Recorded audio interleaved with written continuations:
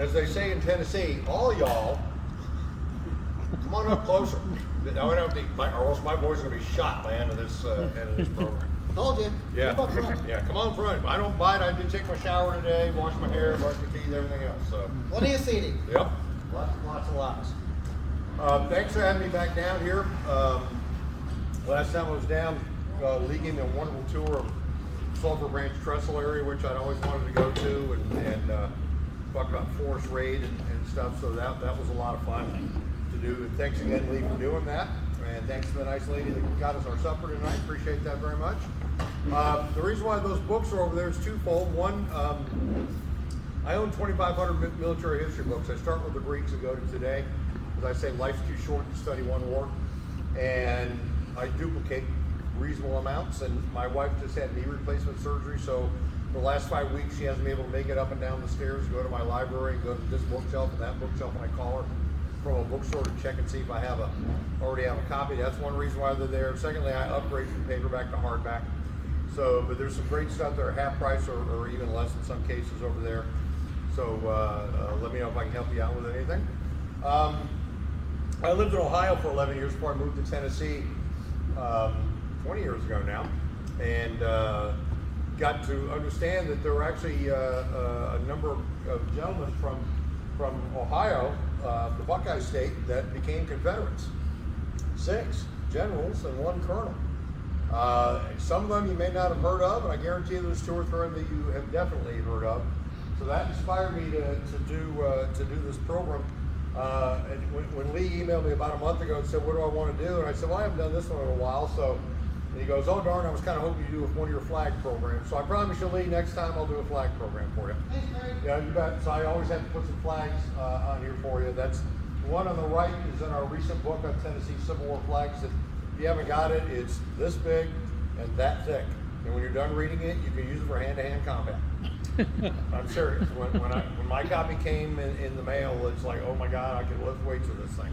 That's the flag of Warren Guards of the 16th Tennessee Infantry. It was captured at Cleveland, Tennessee when Eli Long's Union Cavalry Brigade hit that city in late November of 1863 and took out the copper rolling mill there, the only one that was in the Confederacy, and cut the railroad between Knoxville and Chattanooga. And he captured Marcus Wright's brigade's wagon train, and that got pulled out of the wagon train. So that's a little story about that. Let me see this. There it goes. How do you advance this? There we go. So Ohio is better known, of course, for her Union generals. Ohioans can even make the case that they're the state that, in terms of command structure, won the war. You got Grant and Sherman, Don Carlos Buell, William Rosecrans, James Briggs McPherson, George Armstrong Custer. He grew up in Michigan. He was born in Ohio. And there's several other prominent, John Schofield, that were also born in the Buckeye State. So that's what you typically think of when you think of Civil War guys. But we're going to talk about, as I said, the Confederate guys that came from here. There's our first one, Charles Clark, who was born in Lebanon, Ohio. Lebanon, Ohio is northeast of Cincinnati area. It's a beautiful town, some great little restaurants downtown. If you like quaint, that's the house he was born in. There's downtown Lebanon right there. He was born on May 24th, 1811 in Lebanon, Warren County. He went to college at Augusta College in Kentucky, and in 1831 he moved to Natchez and later Benton, Mississippi. So that's where his southern connection is going to come from. And he becomes a school teacher. He also studied law, and he moved to Bolivar County in 1852 and became a planter. By 1860 he owned 3,000 acres, and it was run by 53 slaves. His political career, he gets elected to the legislature in 1838 and 39, and again in 43 as a Whig. He was re-elected in 1856, 57, and again in 60, 61. So he served 4 terms in the state legislature. He ran for Congress in 1857 as a member of the Whig Party and was defeated. And that defeat would change him from a Henry Clay Unionist into a secessionist Democrat. And during the 1860 Democratic Convention, he and others walked out over the plank protecting slavery in new territories, but he remained an ardent John Breckinridge supporter. That was the Southern Democrat candidate for president in 1860. A lot of people don't realize there were 4 guys running for president in 1860, and Lincoln was only one of the 4. In 1861, he was sought to be elected to the Mississippi Secession Convention, but he was defeated in that. But during the Mexican War, he served as a company commander in the 2nd Mississippi, and despite some health problems, he had lung issues. He was elected colonel of the regiment, but he never saw any action. The famous Mexican regiment of the Mexican War was the 1st Mississippi Rifles. That was Colonel Jefferson Davis, who, forming their Flying V, would help win the Battle of Buena Vista. After the secession of Mississippi in January 61, Clark became a brigadier general of state troops. Some southern states, Tennessee being one of them where I live, raised a state army, and Mississippi was one of those. If you know who William Barksdale was, who was killed at Gettysburg, he was the general in command of the Mississippi State Army. And the original was 4 regiments of Mississippi state troops, 1 from each region of the state. He's later promoted to Major General, and because of his military experience, he wanted to make sure his troops were well trained, so he worked very hard getting his boys up and going, and he was sent to Pensacola, where a number of Mississippi units would go, including the 9th Mississippi under Colonel James Chalmers. Chalmers would later be a brigadier under Forrest. May of 61, he receives the rank of Brigadier General of the Confederate Army, and at that time, that was the highest rank any general officer of the Confederacy could have. In September, the Confederate War Department and Congress created the rank of full general. That's the equivalent of 5 stars. The highest rank the Union did was lieutenant general, which is a 4-star rank, and then they would promote major general, lieutenant general, etc. So Clark and his staff, he commands the Mississippi Brigade. He brings them up to Kentucky in the fall of 1861, and he serves as a part of the component of what we call the Army of Central Kentucky, based in Bowling Green. If you know anything about the history of the Confederate Army of Tennessee, they were initially, from Shiloh on, the Army of the Mississippi, and prior to that, there were 4 disparate Confederate forces that would come together at Corinth to form the Army of the Mississippi. The Army of Central Kentucky was based in Bowling Green. William J. Hardee was the senior commander. That became Hardee's Corps. That was the gist of Hardee's Corps later on. His troops would be part of the offensive that would capture Hopkinsville. That's the cemetery at Hopkinsville. There's a number of Confederates buried there. The 7th Texas ended up the winter there of 61, 62, as did Clark's Mississippi boys. A lot of them got really sick and died of diseases and lung issues from the cold weather. So if you ever get up to Hopkinsville, there's a lot of dead Southern boys in that graveyard. It's also where Forrest's headquarters was when Forrest got there in November 61, when he launched his raid on Sacramento, Kentucky. So his troops will help capture Hopkinsville. This is a pay form signed by Clark for the troops of Clark's Mississippi Brigade at Hopkinsville, Kentucky. And he will come under the command of General Gideon Pillow.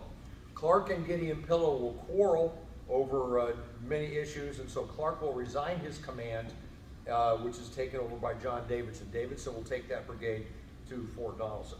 Clark will then go back to Mississippi, and Davidson's brigade will be part of this breakout attack at Donelson and the surrender of February 1862.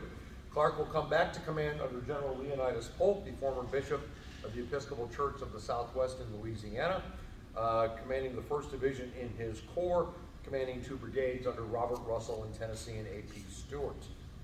So his first major battle will be at the Battle of Shiloh.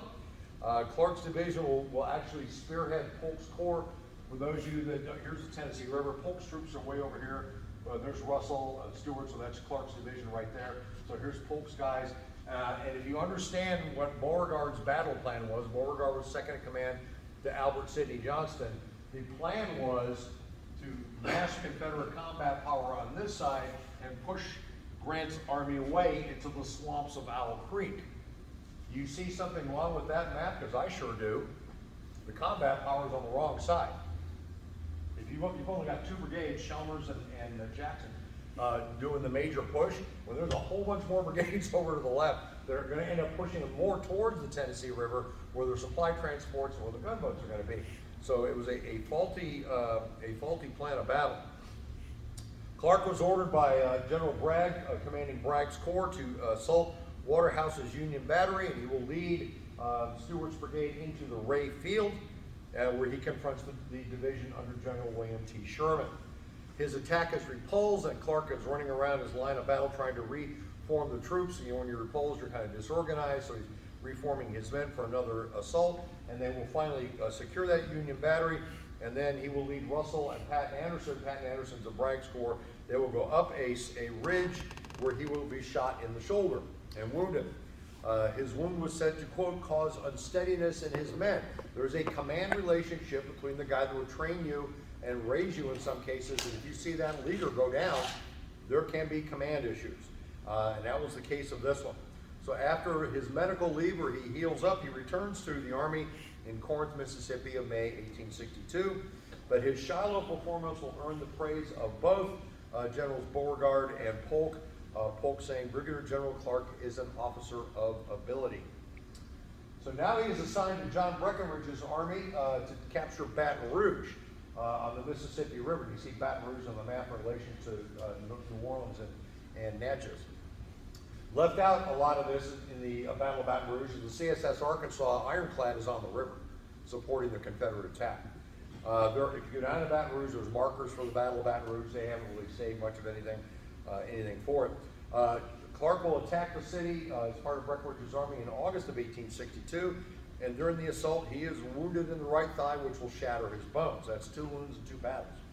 His wound had been thought to be mortal to the point that they actually left him on the battlefield, and that's acknowledged in both Union reports of General Ben Butler and also Brigadier General Earl Van Dorn.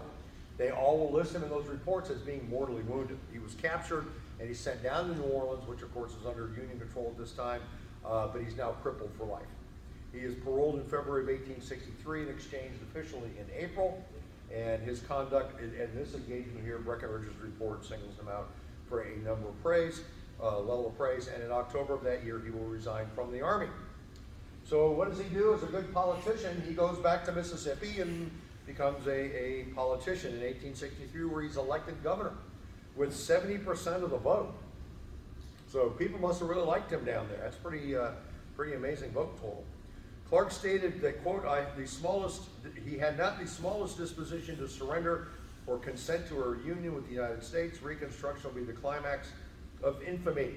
The citizens would join hands together, march into the sea, and perish. Does this sound like a guy that wants to come back to the Union anytime soon? Not with that statement. As governor, he's going to really beef up the state militia, improve the quality of that. And if you understand anything about the Confederate War Department and state governors, particularly Joe Brown of Georgia and Zeb Vance of North Carolina, there's a tug of war going on between the Confederates and the states. And these are state troops and state militia people that Clark and other governors will refuse to tender to Confederate service because they want them to protect their state. Mississippi, of course, with New Orleans having already fallen and Baton Rouge having already fallen pretty close to there, and pressure coming from the north in northern Mississippi, he wants his state troops to be home to help protect the state. So in October of, one of the things he does is he grants amnesty to deserters from the Confederate Army that are from Mississippi units if they will join the state militia. So that also will tangle him with the War Department, because the War Department wants those men back in the ranks.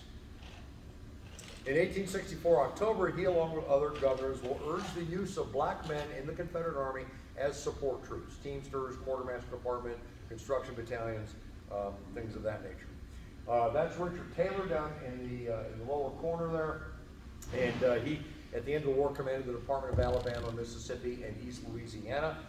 So Clark is under him. And in May of '65, Clark will move to cooperate with the victorious Federals after Taylor has surrendered the department, which, by the way, Forrest was under his command. And he's briefly imprisoned at Fort Pulaski off Savannah, Georgia, and he will be paroled in September of 1865. Post-war, he goes back to the planting life and as a lawyer and just avoiding politics. I guess those terms in the legislature and governor was enough. He's appointed a judge in the 4th District in 1876 and a trustee of the University of Mississippi, and he will die in December 1877 of pneumonia, and he's buried at Doro, which is his plantation in Bolivar County. The next guy is Robert Hatton from Steubenville, Ohio. There's the most famous guy right there from Steubenville, Ohio, Dean Martin. Beautiful town on the river. A lot of people think that the part of Ohio I lived in was flat and agriculture. When you get down to the southeast side and the side towards West Virginia, it looks like that. It's mountainous terrain. It's really, really pretty over in the southeast and eastern part of the state. So if you're ever up that way, run around. You can drive some of John Hunt Morgan's trail through that area too. He was born on November 2nd, 1826 at Steubenville, and he was the son of a Methodist minister, and in 1835 the Hatton family will move to Tennessee. Hatton graduates from Cumberland University in Lebanon. My wife got her master's degree from there. And he graduates 1847, and he will teach there for a year and then becomes principal of a local school, and then he goes back and enters the law school from Cumberland University. He will drop out and keep up his own study of the law, and he passes the state bar in 1850, and then he opens up his practice in Lebanon. He joins the Whig Party, but then later switches to the American or the Know Nothing Party. He serves in the Tennessee legislature from 1855 to 1857, where he was known as a passionate speaker. You can read in the newspaper some of the lectures and speeches that he would give. He's a pretty fiery guy. In 1857, he will run against Isham Harris, seen here as the governor of the state, and the campaign literally came to blows between them. They slugged it out, not on the ballot box, with hands and fists and things like that. Politics was was pretty different back then. Who was that congressman in the 1850s that caned somebody in the House of Representatives? Hatton was crushed in the election by Isham Harris, but in 1859 he gets elected to Congress and serves one term. Excuse me, he was a staunch Unionist that tried to help hold the Union together, but when Lincoln issues the call after the firing of Fort Sumter, that's when the upper four South states will leave the Union. That's North Carolina, Virginia, Tennessee, and Arkansas. He will raise a company of troops in Lebanon, which becomes part of the 7th Tennessee Infantry, and he's elected the colonel in May of 61. That's pretty important. Tennessee starts raising Confederate units in April. Tennessee does not secede until June 8, 1861. So almost 2 months before secession, they're raising Confederate units. They're getting Confederate flags presented to them, everything else. They could already see where the tea leaves are going with this. The regiment will join Kearny's 1st Tennessee and the 14th Tennessee and the 16th Tennessee and a couple other regiments, and they get shipped off to Virginia, but not the main part of Virginia, what is Western Virginia, now the state of West Virginia, and he'll become part of General Samuel Anderson's brigade. As a regimental colonel, he will fight in the Western Virginia campaign of 1861 under William Wings Loring on the left and Stonewall Jackson on the right-hand side in the Cheat Mountain campaign, and the Confederates are going to be defeated there. My Confederate ancestors from West Virginia, on the Hurricane, which is west of Charleston and the Kanawha River, and there were 2 campaigns in Western Virginia, the Kanawha River campaign to take out the salt works, and then the Northern campaign to control the Baltimore and Ohio. The Cheat Mountain campaign is part of the second one. He rises to brigade command and he starts to agitate. We need to take the boys back to Tennessee, and he's rebuffed for that, but some of the regiments will go back, including Manny's 1st Tennessee. The vanguard will arrive on the field of Shiloh just as the Battle of Shiloh will kick off. In February '62, his brigade will be sent to join Joseph Johnston's Army of the Potomac, as it was called then, at Fredericksburg, and then they're shipped down the peninsula, and they'll be fighting at Yorktown. In May 23, 1862, Hatton is promoted Brigadier General, and he will then assume command of Anderson's Tennessee Brigade, so becomes now Hatton's brigade.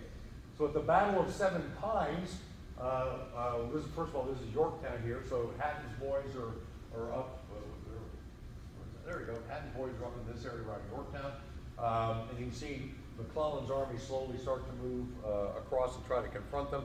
McClellan, not aggressive guy, is more laying siege and using mortars and artillery to kind of pound the Confederates. But the Battle of Seven Pines, as a component of General William Whiting's division, that's Whiting there, Hatton will lead his brigade in the attack on the Union lines. And he's on horseback in very dense woods, and Hatton's brigade will be attacked by John Sedgwick right here, Union division. So here's Hatton backing this way, and they will later pivot to face line of battle because they're going to get hit by Couch and Sedgwick. If you want to know where the Battle of Seven Pines is, visit Richmond today. It's mostly under the Richmond Airport. There are some areas around there, little subdivisions that have markers and stuff, but the Richmond Airport is basically in this part south of the railroad tracks. Because I went out there a few years ago going, where's the Battle of Seven Pines? And my friend said it's gone, so you won't find much of it. So formed into a line of battle, Hatton starts to launch a counterattack, and they will advance under severe fire within 15 yards of the Union line, which had placed themselves along a ditch. So they kind of had a ditch area in this that decided to reform his troops. One private of the 14th Tennessee will later write, quote, "It was the deadliest volley we received during the war." Hatton's horse is killed, so he's going to continue to lead his brigade on foot. He is soon struck with a bullet and falls dead. His men will gather his body and fall back. So here's Hatton's guys mixing it up down in this area. Whoops, they're still up there. And Hatton dies, White, and everybody starts to fall back. Hatton is buried initially in Richmond in 1866. He's disinterred and brought back to Lebanon, Tennessee, where he is buried today. And there's a huge statue of him in the town square. There it is right there. That's his gravestone. Maddie Reedy, who was John Hunt Morgan's wife, remarried and is buried in the same cemetery not too far from where General Hatton is. Lebanon's a beautiful little town. I like going over there. It's a pretty place. As a combat leader, Hatton will earn will earn the praise of his officers. General Gustavus Smith states, quote, "Very seldom, if ever, did any troops in their first battle go so closely up to a covered line under so strong a fire and remain for so long a time." The Louisville Journal, which was the Union newspaper of Louisville, the Courier had been kicked out. They were the Southern newspaper. It's kind of ironic now. The paper of Louisville is the Courier Journal. So at some point after the war, they kissed and made up, and they published a newspaper. This Union paper will write, quote, "Few public men had a brighter future. He was one of the purest, noblest, and best men whose public life and services have ever adorned the annals of Tennessee." So that's pretty darn nice. General Gustavus Smith, Joe Johnson is wounded in 7 days at Seven Pines as well. Gustavus Smith has here's your trivia question. Who commanded the Army of Northern Virginia for 1 day between Robert E. Lee and Joseph Johnson? Gustavus Smith. So he commanded the Army for 1 day. So the next guy we'll talk about, you might have heard of him, Bushrod Rush Johnston, born October 7th, 1817 in Morristown in Ohio, Belmont County. That's opposite Wheeling, so he's on the eastern side of the state. His family were ardent Quakers, so the fact that he gets into the military thing is kind of causing a little schism in his own family. They were pacifists, of course, and anti-slavery. These attitudes will make them quite unpopular in that area. What a lot of people don't know is Ohioans that lived literally across the river from Virginia, now West Virginia, and Kentucky, were slave owners but lived in Ohio. But they owned slaves across the river in both Virginia and Kentucky. So he's in a slaveholding area, but his family are Quaker and anti-slave. They will soon move to Wayne County, Indiana, and at 17 he becomes a school teacher. I told my wife that. My wife's 60, she's still teaching. She goes, man, didn't be a school teacher until later. She changed careers, but later on. So his education, turning away from his religious heritage, he gets appointed to West Point in 1836, graduating in the class of 1840, ranked 23 out of 44 cadets. Here's his classmates, Sherman, George Thomas, and Richard Ewell. So he's in pretty illustrious company coming from that class.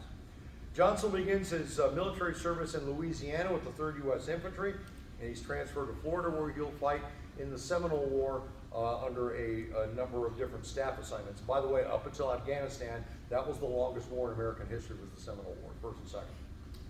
He was sent to Missouri in 1843, and he's promoted first lieutenant the following year. During the Mexican War, where a number of Civil War officers of both sides will serve, he's in combat at Palo Alto, Resaca de la Palma, and at Monterey. Johnson's assigned to the commissary, and he was later caught trying to profiteer from the war. That will happen. There are guys that become quartermasters and things like that, and he is forced to resign his commission on October 21, 1847. So for the next few years, he will work in the military-related field as an instructor at the Western Military Institute in Kentucky, where he becomes the president. And then in 1855, he moves to Nashville and works at the Nashville Military College at the University of Nashville. And one of his students was Sam Davis. You know anything about Sam Davis, the spy hung up at Pulaski? That was one of his star students. Johnson was presented with an inscribed sword by his cadets, and he was also a colonel in the Tennessee State Militia. So starting in 1861, as I said earlier, Tennessee Governor Isham Harris will start to raise forces. If you live in Tennessee long enough, you learn the phrase, Isham Harris seceded and took Tennessee with him. They tried to secede in February, it was voted down by the people, and then after Sumter, it was released and take the state out of the Union. Johnson will become commissioned as a major of engineers in the Tennessee State Army. I do tours for the Army over Fort Donelson for the park and for civilian groups, the riverboats and stuff. And Adna Anderson is a railroad engineer, not the guy that drives the trains, the guy that builds them, on the Edgefield, Kentucky Railroad, and he is tasked by Isham Harris to go over to the Cumberland and Tennessee rivers to find places to build fortifications to protect from Union invasion. They have to be below the Kentucky state line, because Kentucky is neutral at the time as of May of '61, and above the Memphis, Clarksville, Louisville Railroad bridges. So he's got a small hand to play with. So he does his surveys, and he will come back and turn the surveys in, and then Harris will send Bushrod Johnson out as the military engineer to certify the surveys. Adna Anderson picked this place here, that's the mouth of the Tennessee River, that's the mouth of Standing Rock Creek, and he cited what would have been Fort Henry on top of this hill. The problem was, at that point the river made an S-curve and they wanted 2 miles of straight river. And the guns on the high ground would have had great plunging fire, but that S-curve negates the straight river thing. Here's Paris Landing State Park further down about 7 miles. So he gets up on his horse and rides up here to Kirkman's Old Landing and says, this is fantastic. We have Panther Island up here. We have 2.5 miles of straight river. We can put torpedoes on that side and zero our guns in on the other side. So that's where they will end up building Fort Henry. There's a problem with that. There's no Tennessee Valley lock and dam system back in those days to control the flow of water. In Tennessee, we get a ton of rain starting from November and going into April.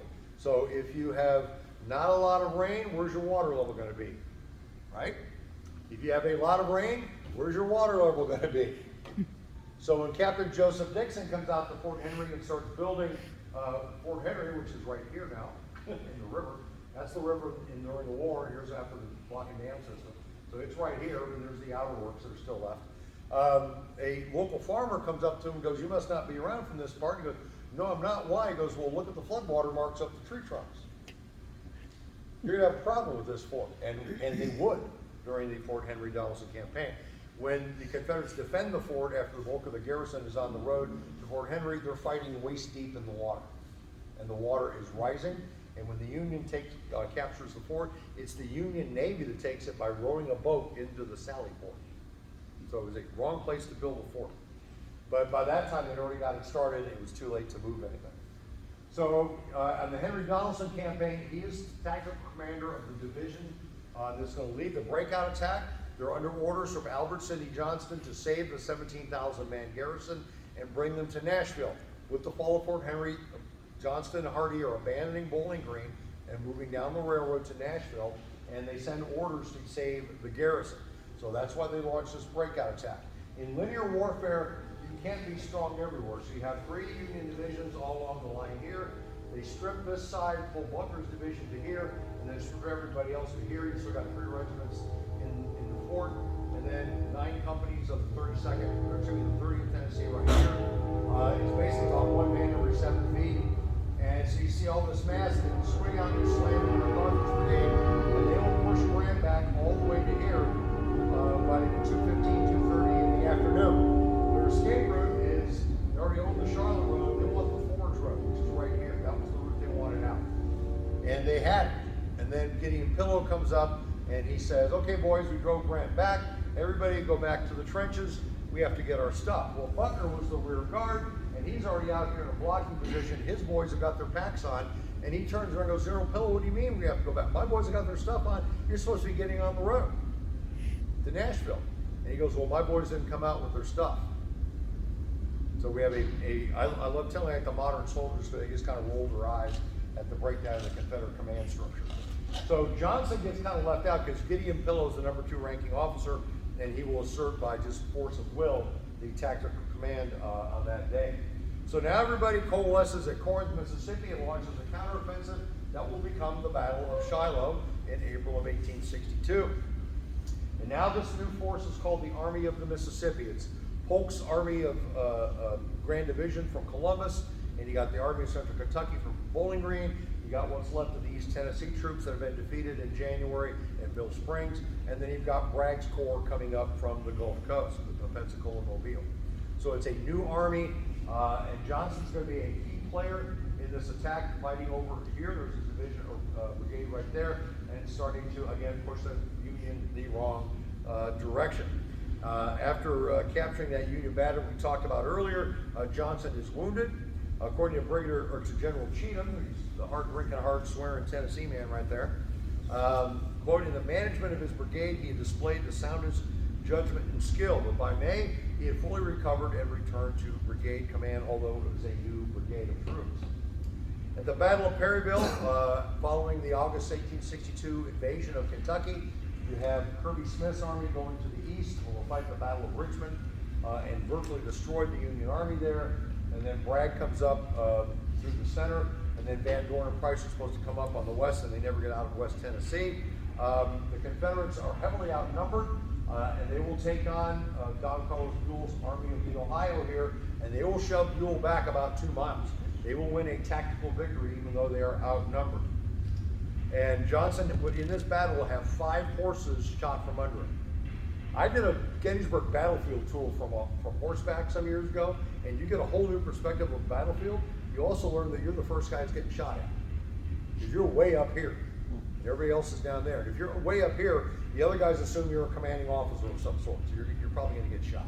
And then the color guard gets shot. Hardee will write, quote, the brigade of General Johnson gallantly led the advance. Charles Cummings, who is Johnson's biographer, will write, quote, he had aggressively led Buckner's spearhead until the ill luck to run out of ammunition took him out of action, just short of the goal. So they had been pushing and pushing right through this area here, and you run out of bullets, you can't fight much anymore. Ken Havendorfer was a leading Kentucky historian until he passed away some years ago. He looks at his performance in a different way. He says, quote, it was an uncoordinated, ill-conceived assault which completely failed. Johnson himself failed miserably in commanding Buckner's spearhead. So you now get to see a thing where people of the period and historians often don't see eye to eye. So the Confederates will fall back out of Kentucky. The Kentuckians don't rise up like they had been told they would. So they will all congregate at the town of Murfreesboro, Tennessee, about 30 miles to the southeast of Nashville. Braxton Bragg decides it's basically going to be Rosecrans marches out. Bragg is here with Breckinridge's troops that come up from Baton Rouge. And the Kirby Smith's Army of Kentucky comes and joins, becomes the 3rd Corps. And on the eve of the Battle of Murfreesboro, Jefferson Davis pulls the largest division of the Army, Carter Stevenson's 9,000-man division, and ships them off to Vicksburg. So that goes 9,000 guys out of Bragg's army.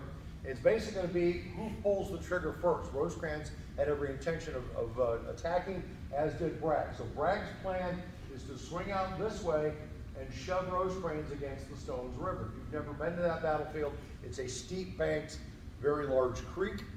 Basically, there's a lot of rock in this area. You get down here into the round forests and stuff, there's rock outcroppings everywhere.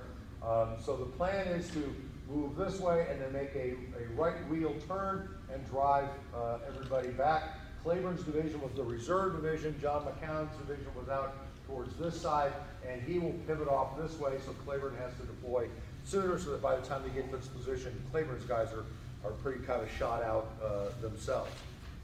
So, I mean, it's a savage assault. This is a really, really bloody battle. St. John Liddell, who was one of the brigade commanders of Cleburne, will later write, I discovered our lines breaking rapidly to the rear. I found out that they were General Johnson's men. But according to his biographer, quote, Johnson was dumbfounded over the inexplicable retreat. And in post-war battle things, if you read the official records, brigade commanders are pointing fingers at other brigade commanders. He broke, no, he broke, no, I didn't, yes, you did. That's why the ORs are always a blast to read. Everybody's blaming everybody else. So as I said, lack of Cleburne being exhausted, lack of food, ammunition, they've been fighting all day. The battle pretty much stops. They take the day off on January 1, and on January 2nd, Breckinridge's guys try to attack over here, and they get slaughtered by 50 pieces of Union artillery, Mendenhall's battery. So after this, Johnson will spend much of 1863 trying to get a promotion, and he will be endorsed by Cheatham, Cleburne, Polk, and Bragg, and then his brigade will be sent off to East Tennessee. For the Battle of Chickamauga, which is a 3-day battle, 18, 19, 20 of September, a lot of people ignore the 18th. That's the first day. If you don't understand the first day of the battle, where the Confederates are approaching Chickamauga Creek and trying to get to the Lafayette Road to cut Rosecrans off, the other 2 days don't matter. You have to understand what goes on the 18th. So here we have Johnson leading an ad hoc division. Gregg had been his, that's John Gregg. That was Bushaw Johnson's old brigade. And in that brigade of the 50th Tennessee, who are all boys from where I live, Clarksville, and they'll be doing a lot of fighting. So you got Hood's guy, that's Robertson from Hood's division, moving this up the Dyer Bridge Road, and then you have the Reeves Bridge Road, and they're taking on 2 veteran Union cavalry brigades. Robert Horatio Gates Minty's brigade here, and that's the one you don't want to go up against. That's John Wilder's Lightning Brigade with their 7-shot repeating Spencers. So they're mowing these Confederates down just like they would do in the Tullahoma campaign at Hoover's Gap, and they will do on the 3rd day of Chickamauga as well. So on the 18th, Johnson will lead these troops towards Ringgold. The mission is to push across the creek and get to the Lafayette Road, and then if they had been successful with Hood's troops, they would have had a large Confederate force, because Rosecrans is coming up from the south across the Lafayette Road there. How many of you been to Chickamauga? You know where the battle, okay, you know where the visitor center is? That's Lafayette Road. So that crossroad there that goes to McFarland's Gap, that was the Confederate target, was getting there and then turning to the left and putting a line of battle to block Rosecrans. It was these 2 Union cavalry units that cost them an entire day. And that fight starts way over towards the town of Ringgold.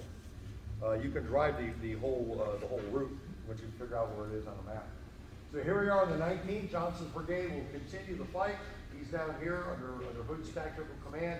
That's the battle flag of the 17th, 23rd Tennessee, Hardy pattern battle flag. And so you see, it becomes just a big mess. If you wandered over this battlefield, nobody with a brain wants to fight at the Chickamauga battlefield, because you can't see anything. That's why this is such a hard battle to understand.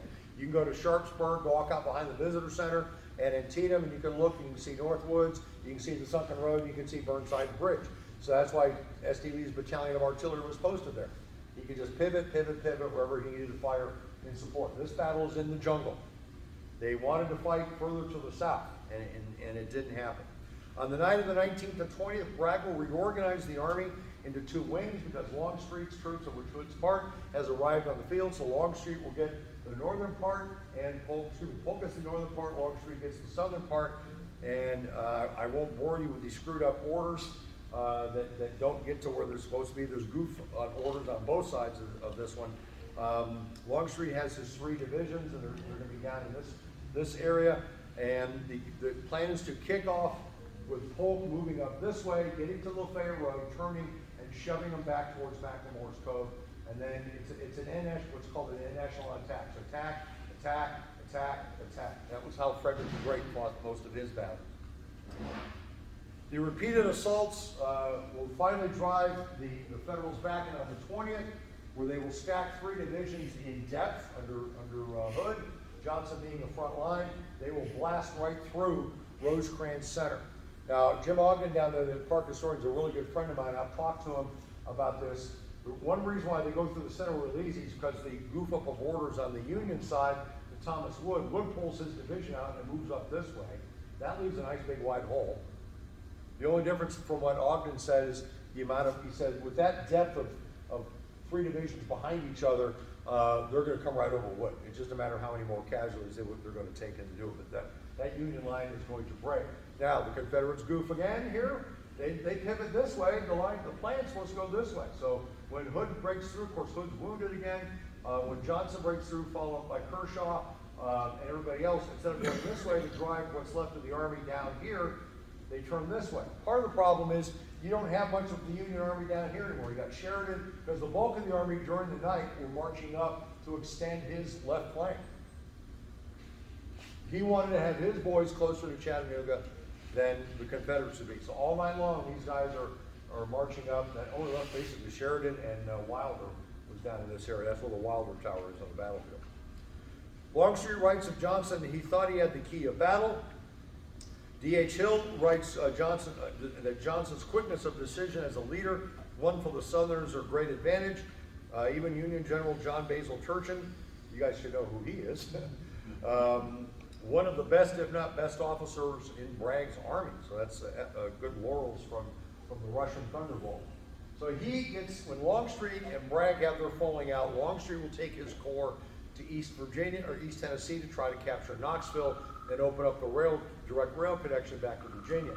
He borrows 2 brigades from the Army of Tennessee. Johnson's brigade's one, Archibald Gracie brigade is the other. The key word was borrow. And after the failed assault on Fort Sanders in late November of 1863, Longstreet pulls out, moves way over to the east side to like Tellico, Strawberry Plains, that area, and doesn't return the 2 brigades. So Johnson's going to fight the rest of the war in Virginia. Old Pete Longstreet says of Johnson, quote, he has the courage, skill, and ability to an eminent degree. I have found him always ready with able suggestions and with the desire to execute them. So now he's serving in East Tennessee, and he is going to be with Longstreet's troops.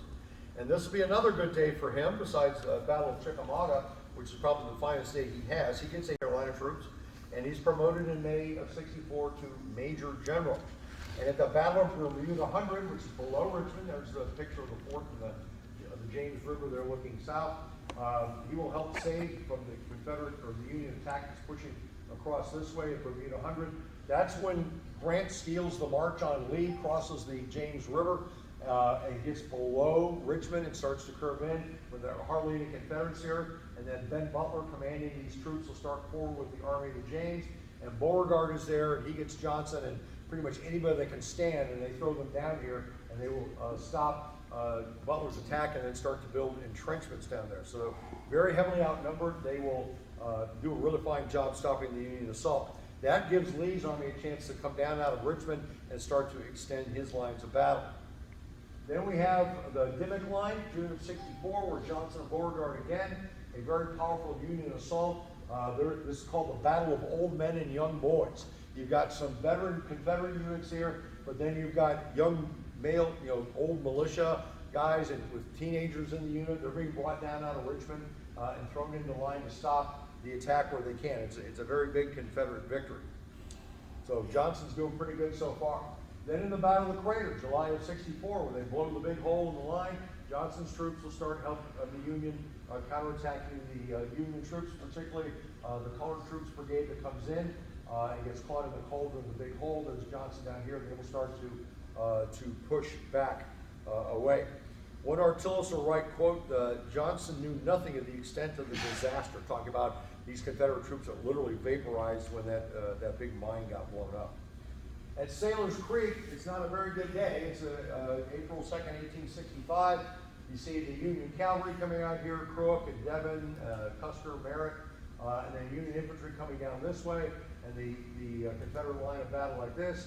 Johnson's divisions holding their right flank, Kershaw, George Washington Custis Lee with his ad hoc division, and the most fascinating Confederate unit of the day, John Tucker's Naval Brigade. They were former gunboat crewmen from Charleston and Wilmington, and a 2-company Confederate Marine Corps battalion, who did probably better fighting here than any of the infantry did, if you read the Union accounts.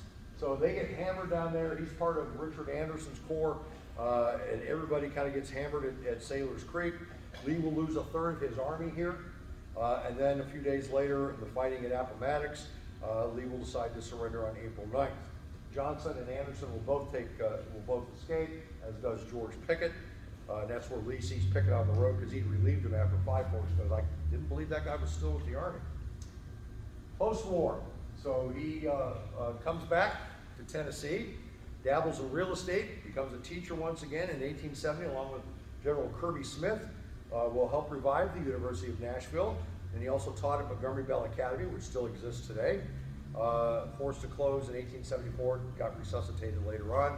Then he moves to St. Louis, and then he ends up right in Illinois, where he takes up farming, living a kind of nondescript life, and he dies on September 12, 1880. He's originally buried in the town, and he will be disinterred in 1975. That's where the original grave was, and now he is buried in Nashville at the main cemetery over by Fort Negley.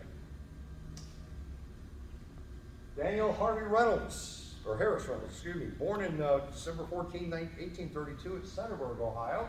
There's a town there, and they put up a historical marker. He attended Ohio Wesleyan University. He'll be one of 2 to go to that school. Up in Delaware. Delaware's a beautiful town north of Columbus, about 30 miles, along with future Confederate General Otto Strahl and future Confederate Colonel Clark Bartow.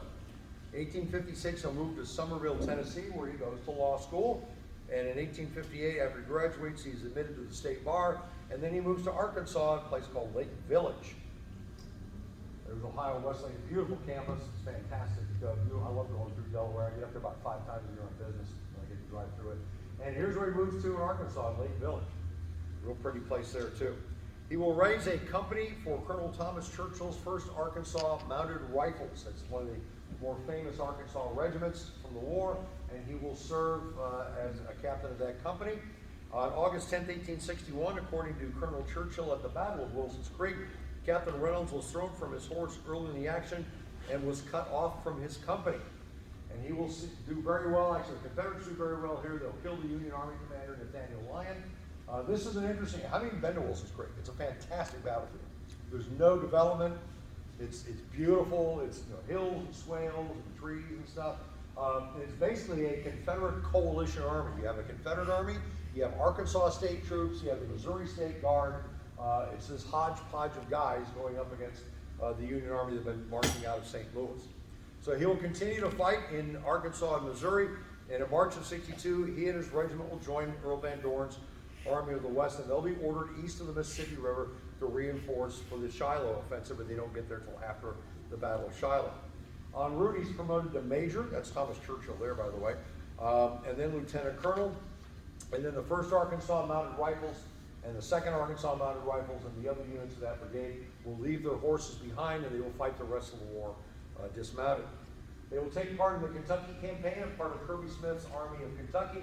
And this is the Battle of Richmond, Kentucky, where they literally will destroy Mahlon Manson's Union Army. I mean, shatter them, just completely shatter them. And Churchill's guys up and down that battlefield, this is a draw that they advanced up going towards the Union line.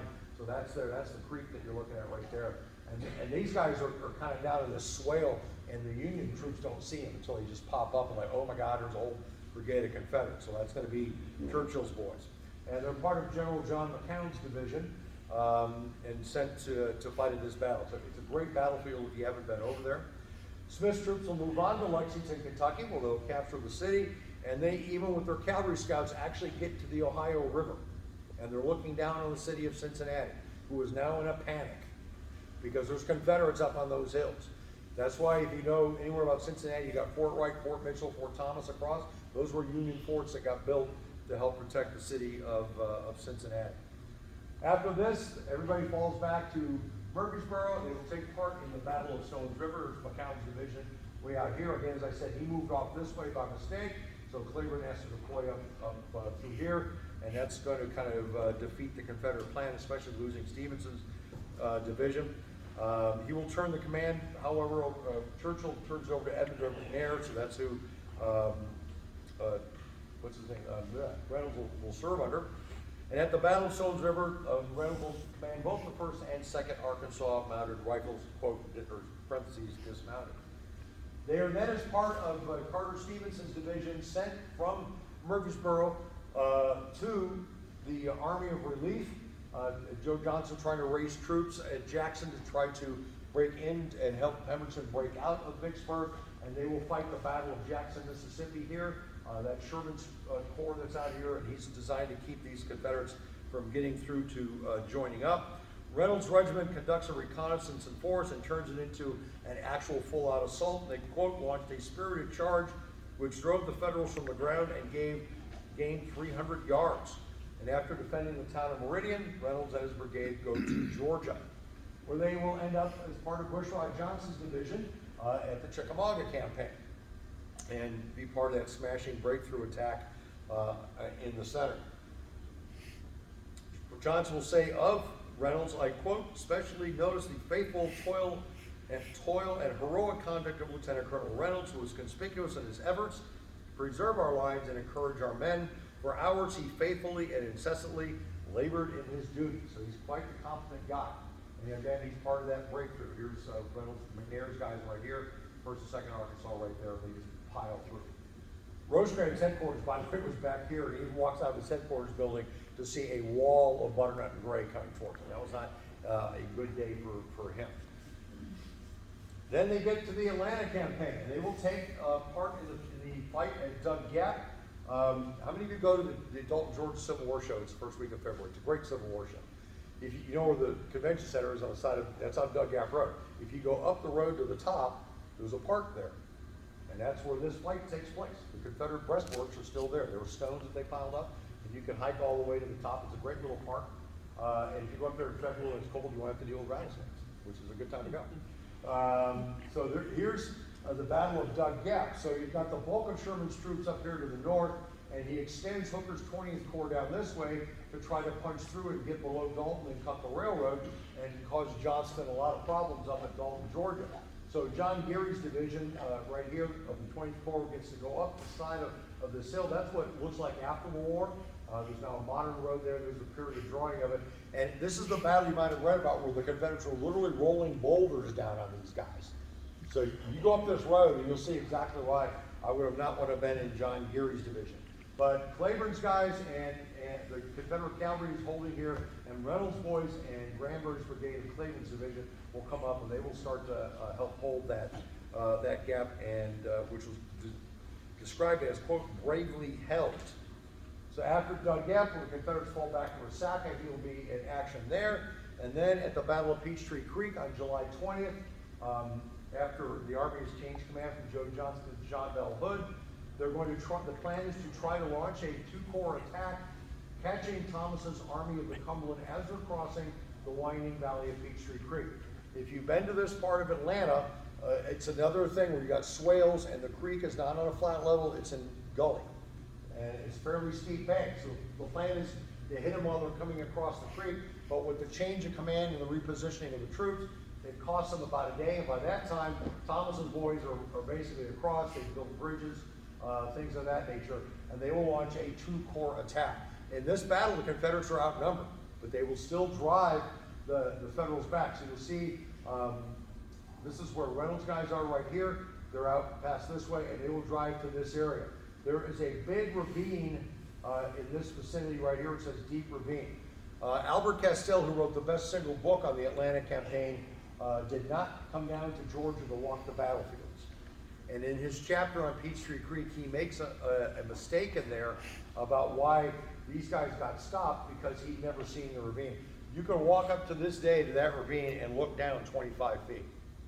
That's why that attack got stopped. You're not coming across that ravine. But this is a wooded area at the time. 33rd New Jersey lost their flag, and it was just a smash, but it just wasn't enough. Confederates did not have quite enough manpower. Reynolds was criticized by his fellow brigade commander, John Adams. I don't know how Adams saw this, because Adams is over here. And I don't know how he gets to see this far over, but he claims he's seeing Reynolds' brigade. Had General Reynolds cooperated and connected with Colonel Farrell, 1,000 prisoners might have been taken. As it was, I lost heavily in killed and wounded. Reynolds will write in his report, General Adams was not present during any part of the engagement. No kidding, he's over here. There's two brigades between his brigade and where Reynolds is. I don't know how, with the terrain and the trees and everything, I don't know how he could see what Loring is. General Walthall, his division commander, right here, will praise his Reynolds. He captures 2 stands of colors, 100 prisoners, and the enemy, though opposed by inferior force at a great advantage, was checked and suffered heavy loss. And John Bell Hood, the new commander, will also praise General Reynolds. After the Battle of Ezra Church, a few days later, he will take part in defeating the Union cavalry raids down south of Atlanta on the 18th at Lovejoy Station. Now we end up in Hood's Tennessee campaign after Atlanta falls on September 2nd. If you know anything about the politics of the Army of Tennessee, and if you don't have the book I have back there, Jefferson Davis and His Generals, that is the best single command study of the Army. He comes down to bolster the morale of the troops who are not happy with Hood, because when Hood takes over, he launches 3 assaults and their casualty rates go up. These guys are yelling, we want Johnston back. So Davis comes down to try to soothe these people and pump up their patriotism. And he says, soon, men, we will take our flags to Tennessee. The newspaper guys are dutifully writing this down. 2 days later, General Sherman, an avid reader of newspapers, north and south, goes, oh, look, General Hood's going to Tennessee. That's like me walking across to you and handing you, we're a football team, here's my playbook, let's see how I do in 60 minutes, right? You're gonna know what I'm doing. He just opened his mouth and it's called Operation Security. They just violated right there. And Sherman knew about it, so he started to make preparations. Of course, when Hood leaves Atlanta, he goes back over the Atlanta campaign, basically in reverse, with the bulk of Sherman's army pursuing him until he gets to Dalton, and then he pivots over to northern Alabama. And that's where Sherman will say, the supposedly prophetic line, if Hood will go to the Ohio River, I will give him rations. Because he's got other ideas, he's going to Savannah. So here's the pursuit, going back over the Atlanta campaign to Dalton. Then Hood comes down here to Gadsden where he meets with Beauregard, the new department commander, and then he'll move past Guntersville where he tries to cross. He'll get to Decatur where he's repulsed at the Battle of Decatur, and then moves over to Tuscumbia where he will sit for 3 weeks. And in my opinion, that 3 weeks will cost him the campaign. Because Thomas gets sent back and he's given 2 corps, he can bring in anything wearing a blue uniform. Sherman's going the other direction. So one of the fights that he kind of takes part in, though, is the Battle of Alatoona Pass, which is right in here. It's a great little battlefield if you've never been there. It's at Georgia State Park. The earthworks are all still there. It's a fascinating little fight. So then, of course, the Battle of Franklin, November 30th, where Reynolds is over here with Walpole and Ward's troops going through that mess of trees that are in that area along the Lewisburg Pike. And of course, the Carter House is right in this area. In the hellscape that was the Battle of Franklin. What a mess. Reynolds and his men will strike the lines held by the 104th Ohio and the 100th Ohio near the Carter Cotton Gin. They will kind of pivot and go this way in one of the follow-up charges, and they're repulsed. But this is not like Pickett's charge where it's like the cresting wave hits and then falls back. This is 5 separate charges. Fall back, reform, until dark shut the thing down. So they move on. The Confederates will retreat to Nashville, and Hood will pursue. On the first day, Reynolds' guys are out here with Walpole. Redoubts 1, 2, 3, 4, and 5 are right here along the pike. And the Federals will come out here with their cavalry and just swoop down and shatter the Confederate line.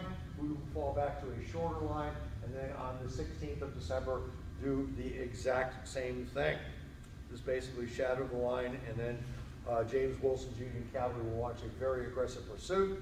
And if it wasn't for Forrest coming back over from Murfreesboro with Bates' division, stopping the pursuit, the Army of Tennessee could very well have been destroyed.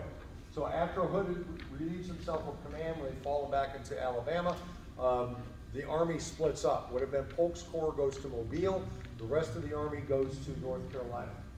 And they will fight at the Battle of Bentonville in March of 1865, where what's left of Reynolds' shattered brigade will end up at the Battle of Bentonville. He had his his arm shattered by a Union shell, which is going to be amputated.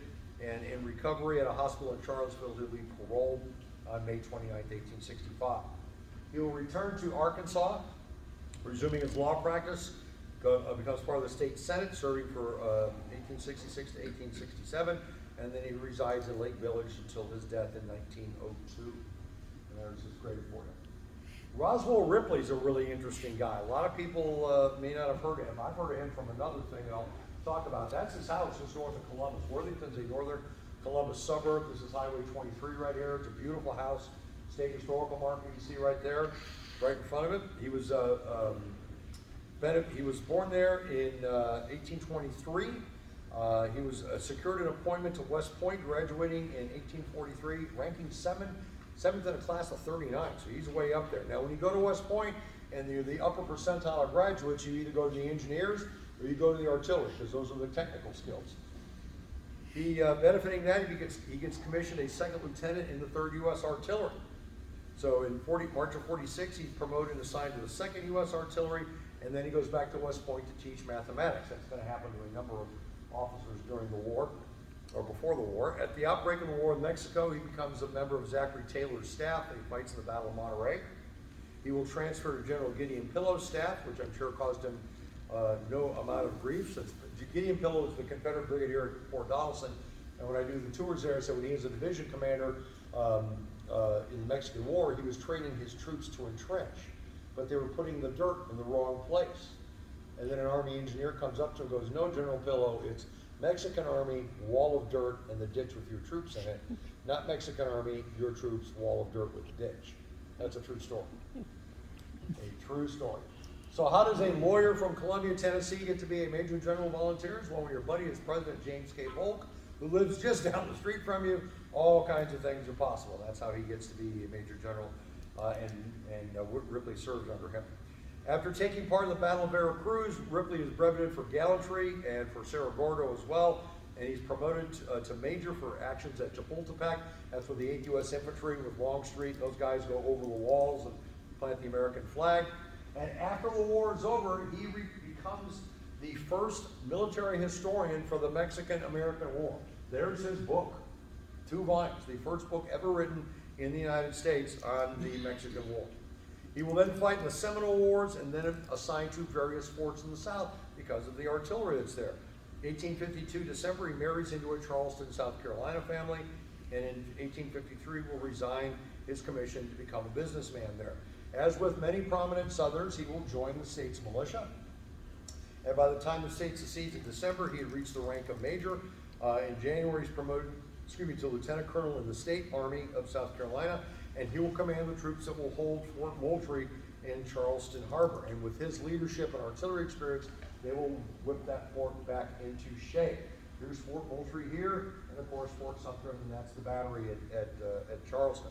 In the shelling of Fort Sumter in April 1861, it's his guns at Moultrie and on Sullivan's Island that do the biggest damage to the garrison at Fort Sumter in terms of forcing their surrender.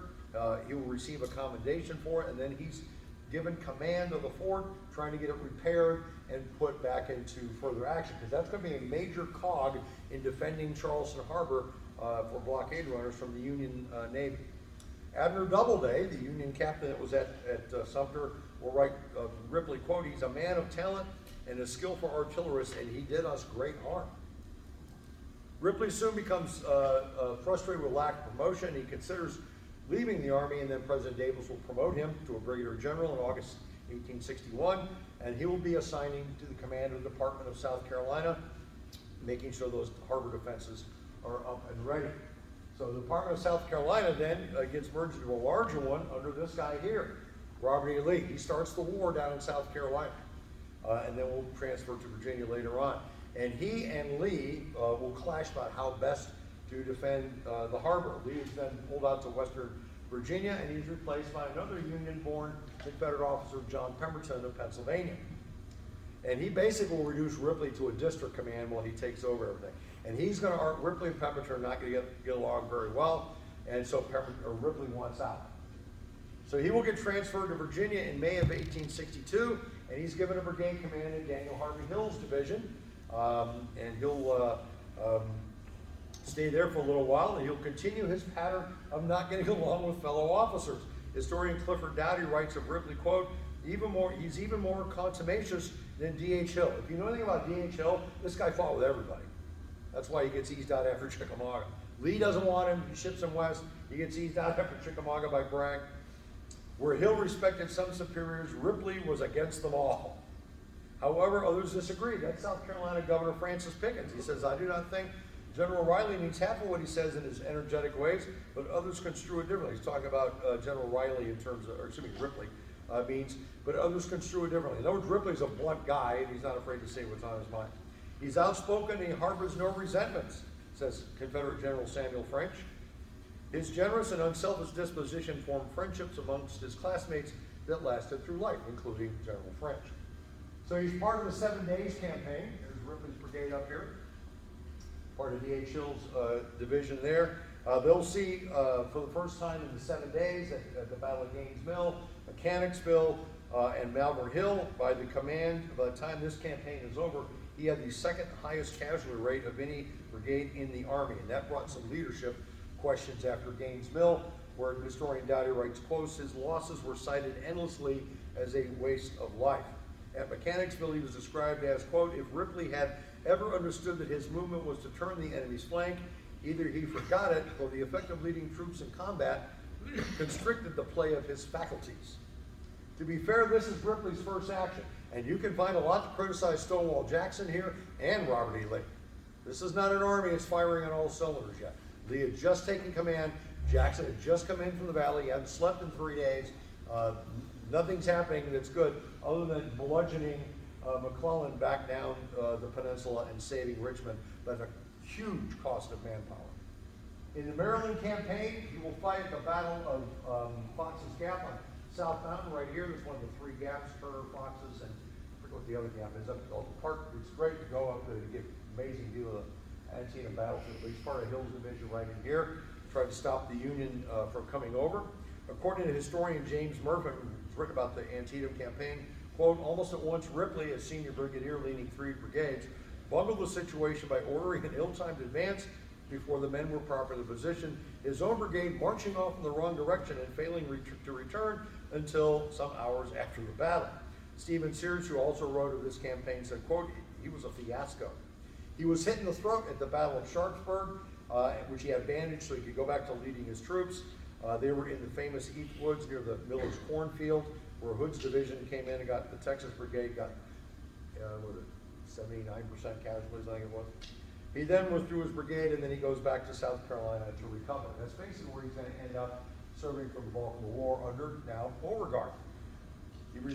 October 62, Ripley receives command in the 1st Military District of Charleston, and he'll remain here for the rest of the war. He earns Beauregard's praise, and Beauregard redeems himself as a commander, stopping several Union attacks on land, like at James Island, Morris Island, to try to turn south and capture Charleston from that area. So Beauregard gets redemption, as does Roswell Ripley. He's recommended for promotion and offered to Joe Johnson, Mississippi, but he turns it down because he likes staying here in his adopted home city. October of 64, Beauregard is replaced by Samuel Jones here on the left. And then Ripley and Jones actually get along pretty well and work together really well. Because of that, Jones will increase his responsibilities. There was a problem that happens between Jones and Ripley over a subordinate that Jones wanted to promote, and Ripley was against it. Beauregard comes back to kind of settle the dispute, and will end up transferring Ripley out. But Ripley was so popular with the citizens and then Governor Village Bottom of South Carolina, you call this a public calamity. The people saying you cannot transfer Ripley away. Former Governor Pickens lends his way in, and he says, this guy's done more for Charleston than anybody I know. So by January of 65, Ripley's ready to transfer. He's endorsed by Beauregard the following month, and he says, quote, he's active, energetic, intelligent, ambitious, cunning, fault-finding. He complains of every commanding officer he has served under and has quarreled with almost every one of his subordinate commanders since his promotion to present rank in 1861. So he even presses charges against Ripley. He says, if acquitted, I will readily approve his application to transfer, for I will consider myself fortunate to be rid of such an element of discord. But the War Department steps in and says, quote, General Ripley has been ordered to report to General Beauregard. So nothing happens from this. He will end up in Augusta, Georgia, commanding troops, and then he takes leave and he goes to Richmond to hang out with President Davis. Davis asks Lee to meet with Ripley about South Carolina. And Beauregard finds out that Ripley's up there and asks the War Department to send it back, and he comes back to the south. Well, this time he'll be in North Carolina, where the bulk of the Confederate Army of Tennessee and other troops will be. They'll fight he'll be a division commander of Bentonville. And then here's the Bennett place where the Army of Tennessee will surrender, and he'll be paroled. So here's Charleston's great defender. He dies on March 29th of 1887. Here's a guy that you might have heard of. You know anything about the Battle of Franklin? Otto Strahl from McConnellsville, Ohio, Morgan County, born June 1831. He also attended Ohio Wesleyan along with D.H. Reynolds, and he moves to Tennessee and becomes a lawyer in Somerville along with Reynolds, and they're both admitted to the state bar in 1858. Reynolds moves to Arkansas, as I've talked about, but Strahl will stay in Dyersburg. That's up in the northeast or northwest corner of Tennessee. In terms of his military career, when Lincoln makes the call for troops after Fort Sumter, Strahl remains true to his adopted state, and he will command the newly formed Dyer Guards of the 4th Tennessee Infantry Provisional Army. There were 2 4th Tennessees, and I think this one got renumbered to the 34th, if my memory serves. He was elected lieutenant colonel of the regiment, and that regiment will serve along the Mississippi River and move up north of Memphis to one of the forts up there. And in July of 1861, they'll be sent to Fort Pillow. when it was a Confederate fort. It was before the 1864. And then in September, when Leonidas Polk takes his troops up to Columbus, Kentucky here, that's Columbus, this is the Missouri side of the river, this is Columbus, Kentucky, and on the third Chickasaw Bluff. His troops will be added to the garrison under Polk's Grand Division, and they will fight the Battle of Belmont on November 7th. There's Columbus, and there's a Confederate garrison here. Grant's troops land and shove this way, and Polk will reinforce and drive Grant from the battlefield. So Strahl gets in some pretty good, again, this is a pretty nasty fight, you know anything about the Battle of Belmont. Then, okay, I think it's the last guy. Or no, there's one quick one after this. And then he's now part of the newly formed brigade of Stewart's Division at Clark. This is 4th Tennessee. That flag just turned up last year, by the way. And he will lose about 50% casualties fighting as part of Polk's corps right there. And then he's part of the Siege of Corinth in April of '62, where he's elected lieutenant colonel of the regiment, and he falls back to Tupelo, where the army reorganizes, and they start a betting pool to figure out where's Elvis Presley going to be born. And then he goes to the Kentucky campaign, and he's part of that with the Army of the Mississippi, and does a pretty good job there. Strahl's regiment again suffers 50% casualties, including under the fire of grape and canister. And then they go back down to Murfreesboro, and he will be fighting down here with Cheatham's troops out this direction as they start to swing out and pivot that way. And he'll be going up against Phil Sheridan's division. The officers of his brigade present a document to Army Command stating that Strahl was, quote, an officer of sterling worth, and as a tactician we recognize no superior. General Stewart says he's one of the best officers of his grade in the Army. Strahl's men will be part of the Tullahoma campaign of June and July of '63, and then again fight at the Battle of Chickamauga, where his division will help drive General Palmer and Horatio Van Cleve's divisions up here back away from the front, and then they'll be in reserve. In the post-battle reorganization, Strahl's brigade gets placed in A.P. Stewart's division, and they will fight at Chattanooga, and they'll be up here on Missionary Ridge, and they will be part of the Confederate retreat, except for that part that Claiborne holds on the north side. Then it goes back to Dalton, Georgia, where they will be part of the winter, and then the Atlanta campaign will kick off in May through September. And Strahl's guys will be part here of the Battle of Dallas, Georgia, part of Stevens' division at Ellsbury Mountain as they start to push the Federals back. And then here at the Battle of Kennesaw Mountain, here's Strahl's people moving in this, or Strahl's people holding this. Most people who go to Kennesaw, the only monument here is at Manning's brigade. If you take the trail on down, especially in the wintertime, there's a great artillery redoubt for 6 guns here, and there's a big fort down here that's just off the trail. But again, go in the wintertime so you can see it.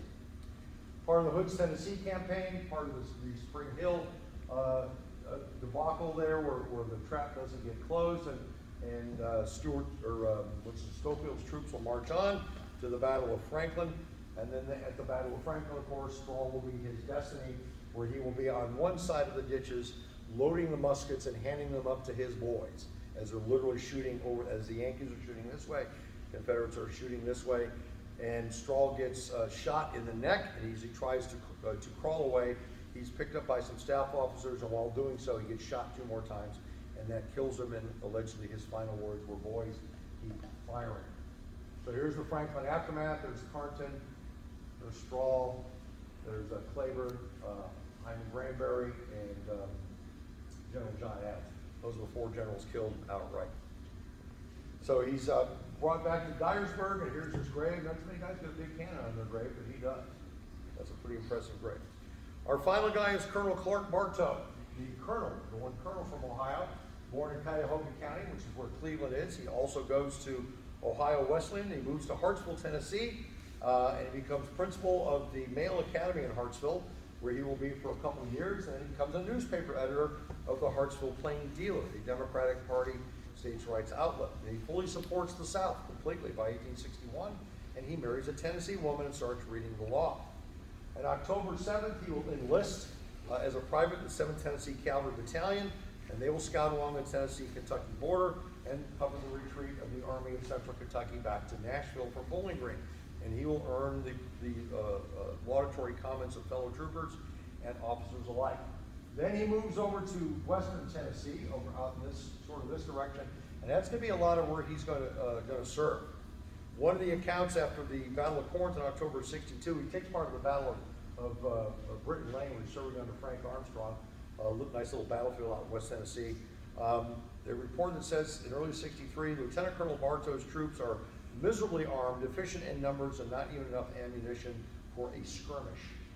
But then he becomes part of Sam Golson's Mississippi troops and then falls in with General James Chalmers. Chalmers was the Confederate cavalry commander in Mississippi until this guy named Forrest showed up. And Forrest and Chalmers don't see eye to eye initially. Bartow's men at the time were armed mainly with shotguns. So by 1863, Bartow becomes colonel of the 2nd Tennessee Cavalry, and he remains with it pretty much for the rest of the war. And they will serve under Forrest. He will be part of Tyree Bell and Hubert's division, Bell's brigade. And his key day, of course, is the Battle of Okolona, one of the days where here you see Forrest get ready to single-handedly kill a Union soldier after his brother Jeffrey dying in his arms. That's in February of 64. But Bartow's big day will be at the Battle of Rice's Crossroads. And we have the Fort Pillow affair in April. Bartow's 2nd Tennessee is part of that. Here he is at Rice's Crossroads. When Forrest pushes the Federals back, he's going to launch a double envelopment on both flanks here, and Bartow's guys up here on the northern road. And that's what's going to, whoops, I just spilled my coat.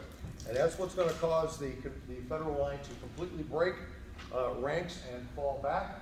And then Forrest will launch that really aggressive pursuit.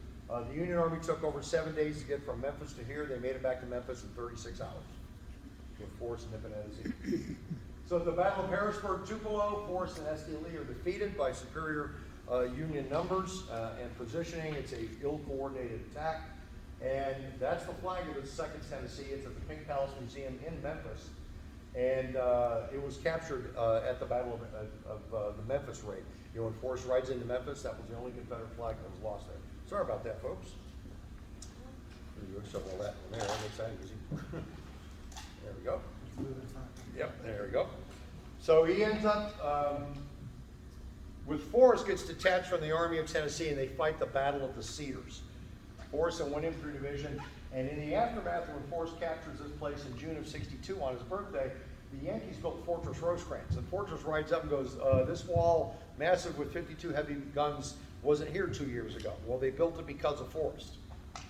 And Forrest is defeated out here in the Battle of the Cedars, and Bartow's 2nd Tennessee was part of that attack, and he fall back.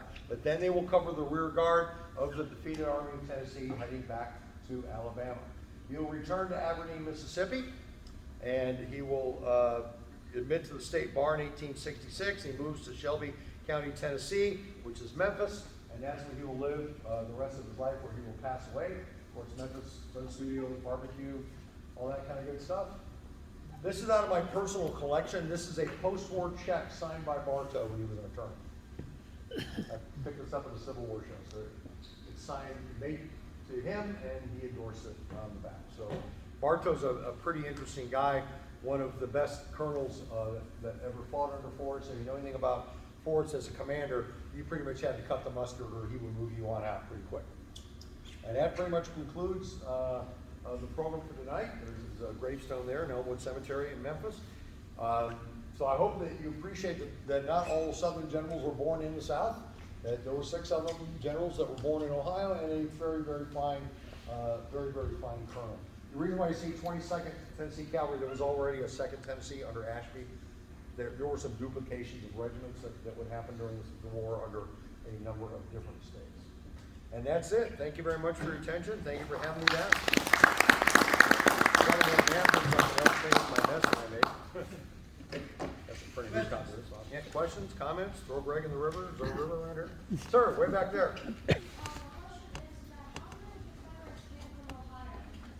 How many Confederate soldiers? That's a great question. I don't know if anybody's done a census of that. There are, if you go to southern Ohio, down the southeastern part towards the Buffington Island area, you'll think you're like in Georgia or something. I'm an Illinois native. I'm the only member of my family that's from the Chicago area. All the rest of my family are Southern Illinois. And I guarantee you, you'll hear Southern accents in Southern Illinois to this day. It was settled by Tennesseans and Kentuckians.